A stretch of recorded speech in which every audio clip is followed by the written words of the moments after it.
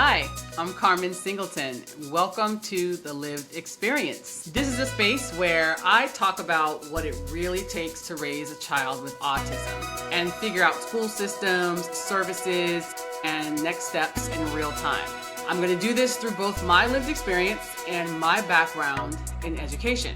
In my last episode, I talked a lot about what the journey looked like before the word autism was a word that we were going to be using to discuss my child's abilities. I talk about how I knew something was off, and if I'm honest, I spent more time second guessing myself than I really needed to. So looking back, now there are 3 things I wish someone had told me early on that would have changed a lot for me. Before anyone ever said the word autism, there really were signs. And I talk a lot about, like in the first episode, about how I noticed that there were things that my son was doing as a child that I noticed all of a sudden started to transition or shift. For example, in his case, he was saying certain words. He was building up a list of vocabulary words and terms that were coming along. And then all of a sudden, I kind of noticed a shift backwards in that. You might hear a lot of people say the word regression when they talk about the idea of autism and signs that usually stand out. So we can say that he started to regress. There were less words that he was saying, and also the words that he had been saying all of a sudden started to sound mumbled and more like nonsense words. So looking back, I do remember that those were signs, right? And if I really think about it, it would have saved me some time. It would have saved me a lot of confusion and honestly a lot of emotional weight if someone had possibly shared these 3 things with me before my son's diagnosis of autism. So I want to share those with you today in this episode. Now, before I get into that, just to ground us a little bit more, because this part matters, hopefully, I've been in education for over 20 years where I've supported students, where I've supported parents, I've led professional development, and I really had a good understanding and have a good understanding of how school systems are supposed to work. More particularly public school systems, especially in the state that I'm located. I know the language, and back then I knew the language, I knew the processes, and I knew what support was supposed to look like. But real talk, living this as a parent is a completely different experience. There's a difference between understanding a system professionally and then depending on that same system for your own child. And I don't really think I fully understood that until I was actually in it. Because when it's your child, everything feels way more urgent, everything feels more personal, and that margin for error is a lot smaller. Even with all my background, there were still things that I had to learn in a completely different way. So the first thing I wish I knew before my child was diagnosed with autism is this. Your instincts are data, not doubt, okay? So let me explain that. As a teacher, a lot of times when we are looking to prove something or come to a conclusion about something, we gather a lot of data. And that could be observations, that can be, that look like the form of watching a student or giving them tests and looking at their progress over time. We gather data, right? As a parent, when you have those instincts that are starting to show up, those inclinations, you often forget that that is actual data as well, okay? That first inclination I had of, he used to say the numbers 1 through 10 a lot more clearly. That's data, guys, okay? So before there was ever even a diagnosis, I felt it. I felt that there were some small things that were off at first. And those were things that, and you might be experiencing this too if you're in that space, things that other people may not necessarily notice right away. But I noticed, and my husband noticed, and my close family members noticed, things that maybe other people outside of your circle may not notice. And instead of fully trusting in that, I questioned it. I told myself that I was probably overthinking, or maybe I was just comparing too much to other kids around his age group, or comparing him a lot to my older son who was 3 years older than him. And honestly, every child has milestones that are different. That is true forever in time. No child develops the exact same way. I mean, you kind of just have these milestones that are like, ranges of ages to say, at this age, a child will do this, or at this age, a child will do that. I mean, we know by now that that's not the same for every kid. But in that moment when I was starting to get those inclinations, I was starting to compare him to other children. And I remember hearing things like, well, let's just wait and see, or, every child develops differently. And all of those things are true. Those statements aren't wrong, but they can sometimes delay what you already know deep down. Okay? So here's the truth that you need to know. Your instincts are not random. They are built on your proximity to your child or your loved one. You are the one that sees the patterns. You see what's consistent. You see what has become inconsistent, and you see what's changing. And I wish that I had treated those instincts like real information instead of something I needed to hear other people confirm for me first. So I want you to know that the earlier you trust yourself, the earlier you can start to move with intentionality. And that means that you don't move from a place of fear, but from a place of awareness. And now, real talk again, there are still certain times in my journey with my son, who's now 12, that I feel like I am moving from a place of fear. And I have to remind myself to go back to what my instincts are telling me, okay? Your instincts are true data. And the earlier you trust them, the earlier you can start moving. So that's the first thing I wish somebody would have told me, that my instincts are not doubt. My instincts are data, real raw data that I can take to the expert, the specialist that I need to go to, or wherever you're going with this in your next step. Do not doubt your instincts. They are true data. So number 2, the second thing I wish that someone would have told me on my journey before getting to the word autism is that the system doesn't move until you move, okay? It won't move unless you move it. So this one took a minute for me to fully accept, because when you think about what my background is in, I worked with schools, colleagues, school district leaders that understood the importance of urgency and momentum, and very much took seriously the power that teachers and school systems have to change kids' lives, right? And I mean, that is the mantra we lived by, putting kids first. So this one was hard for me to understand, because I went into this thinking that once concerns were raised, that there would be a clear path, and that there would be steps, and that there would be guidance and direction. But what I learned is that the system is not designed to move quickly. It's designed to respond. It responds to follow-up. It responds to action. It responds to documentation.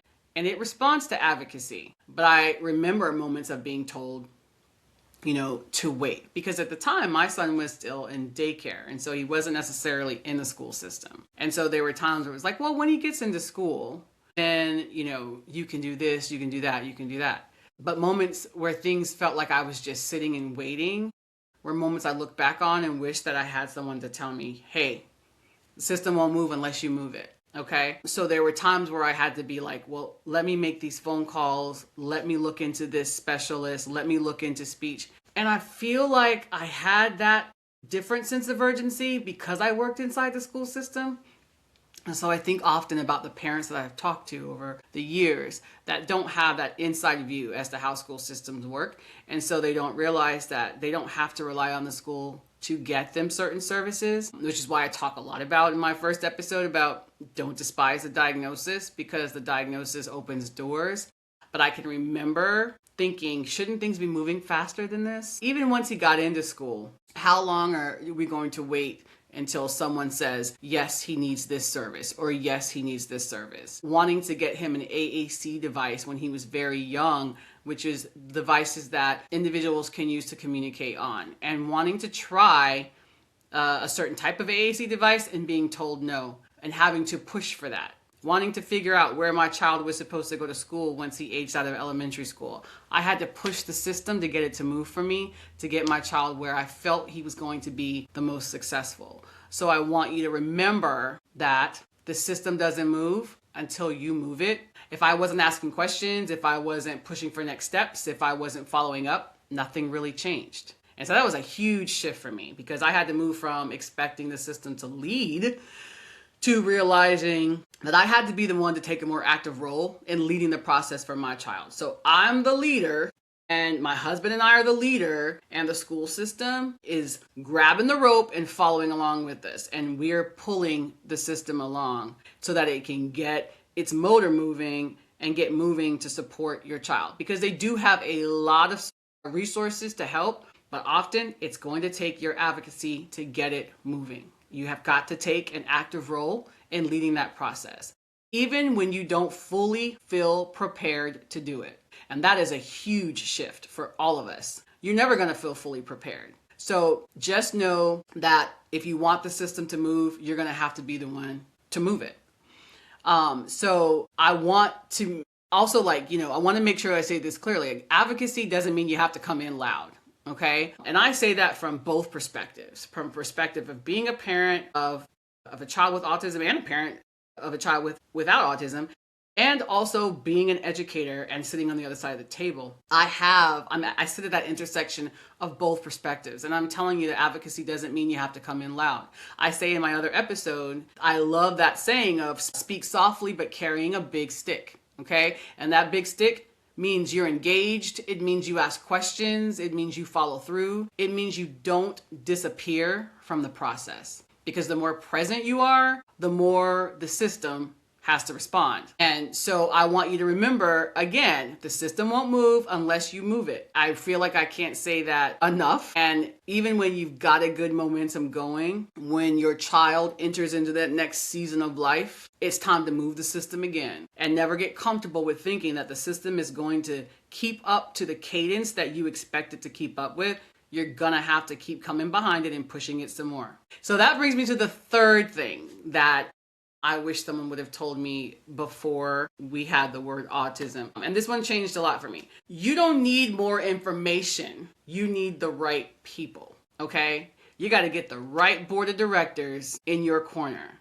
I spent a lot of time researching in the beginning, coupled with the doubts that I was having and the insecurities of not feeling like I was an expert in special needs. And so I spent a lot of time researching. I spent a lot of time trying to understand every possible angle. And on the surface, that really felt productive. But I didn't realize at the time is what I was doing was I was collecting a whole lot of information, but without clarity, right? And those are two very different things, because information can tell you what exists. Information can tell me that there is something called autism, there is a condition called ADD, a condition called ADHD, a condition called Asperger's, a condition, we could talk all day of all the different types of disabilities that students get services for in school. Speech and language delay, developmental delay, severe learning disabilities, intellectual learning disabilities, all sorts of things that I was collecting information about, but I didn't actually have clarity. And so clarity helps you understand what actually applies to your child.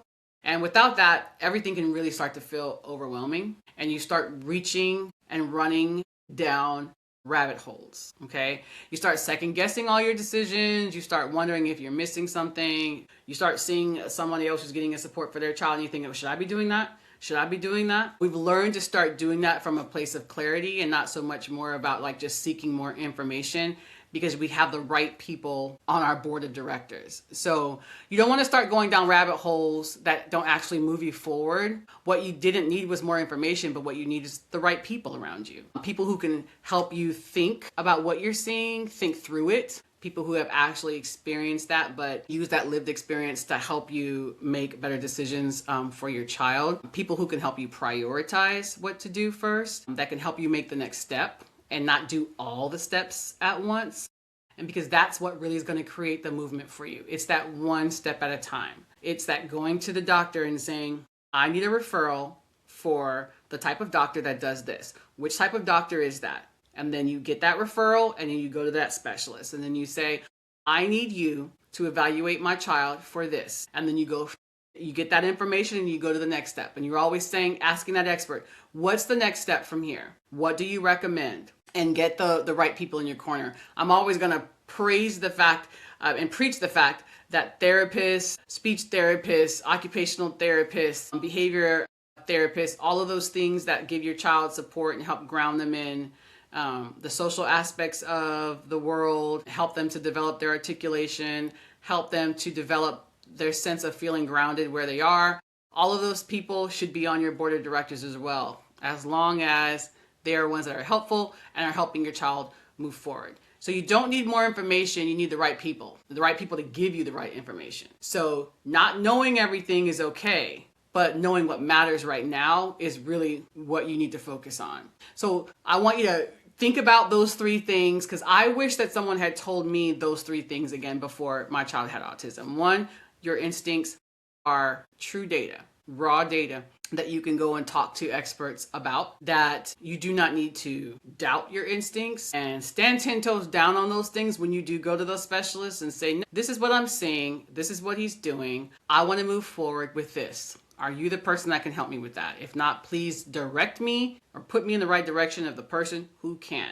I have had doctors sitting there and tell me, oh no, I don't think your child is autistic because they're letting me look into their ears. I've had teachers that try to diagnose my child with things that have no actual expertise or background in that. So trust your own instincts, go to the right people, and get direction about what you need, because your instincts are data. And number 2, the system doesn't move unless you move it. Your advocacy is so important in the room. It is one of the most important voices in the room. Please don't ever forget that. And don't expect the system to tell you what you should be doing with your child. You make that decision partnered with the school system or whatever system your child is in. And then number 3, you don't need more information. You need the right people in your corner. Get a good board of directors. You need a family member that's going to tell you, stop sulking and get up and move. You're going to need teachers that are supportive of what's in your child's IEPs. You're going to need therapists that understand that they're going to have to push your child in order to get them to move forward and show you progress. And you're going to need doctors and specialists that tell you when it's time to take action on something. So those are the people that you need in your corner. You don't need more information, you need the right people. So if you're in that space and you're starting to notice those things about your child or your loved one, or you're starting to question things or just trying to figure out what to do next, and maybe you feel a little overwhelmed in the process, I just want to remind you that you're not behind, you're not late, and you're not missing something that everyone else seems to know and you just can't catch it. You are exactly where you're supposed to be in this moment.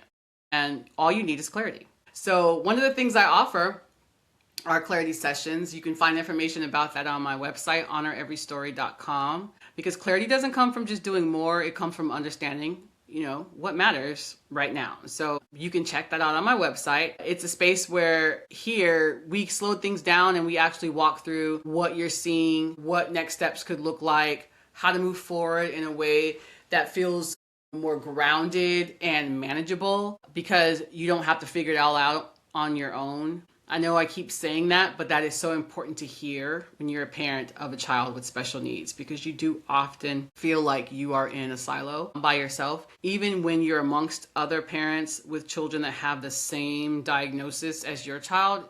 So I will keep saying that. You are not alone. There's way more out there than you realize, and there's way more support and community than you realize. But if you're not ready for a clarity session yet, you can also check out my newsletter where I share reflections, I share guidance, and I share resources, and that's called The Lived Experience. You can head over again to my website, honoreverystory.com, and you can sign up to receive the newsletter. I've created some stages that I feel like parents fall into when it comes to the road of advocacy for their child. And so you can check that out if you'd like to, again, on my website. And wherever you are in the process, I hope you can stay connected. Again, here at this podcast, The Lived Experience with Carmen Singleton, this is just based on my experience of raising a child with autism, and also how it intersects with my deep background in education and how I've used both to help create a space of progress for my child and others who are on the same journey. And you may not even have a child with a diagnosis of something like autism. I have supported a lot of parents as well, just when they need some clarity around some things they're noticing. And so I'm here to help. And I want to say thank you so much for being here. And I will see you on the next episode. Bye.